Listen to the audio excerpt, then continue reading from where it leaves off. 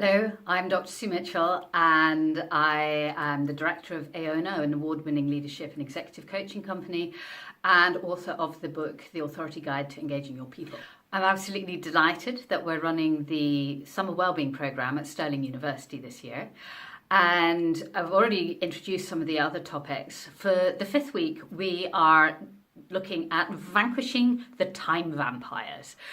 Because when you think about it, we get more and more and more stuff to do. Our days seem to be busier and busier and busier. And yet, are we being truly effective? We think we're already working at our full capacity, and yet so often at work we're then asked to yet again do even more with less and take on new things, and yet we think we don't have time. And you look at some of the other people out there, some of the truly effective leaders, and you think, my goodness, how on earth do they get everything done? How do they cram so much in? Because they, like us, have exactly the same number of minutes and hours and seconds in the day. So how is it that some people are just more effective? And what can we do to try and make ourselves more effective in how we use time? Now, it isn't necessarily easy. It's not a quick fix.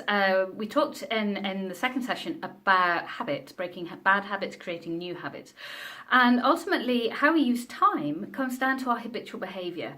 And because it's deeply ingrained behaviours that we're not necessarily conscious of, it can feel like very hard work when we want to change our patterns of how we use time. And we need to change what we're valuing doing and how we invest in time. So today's session is really quite exciting because we're going to be looking at how are you investing in time at the moment? What are you valuing? What's really important? How do you create balance? How do you give yourself permission? Sometimes people need in order to do things just for you, just for me, some me time, because that's so critical for you to then be in a sufficiently positive and unstressed state that you're more effective when you are working on other things.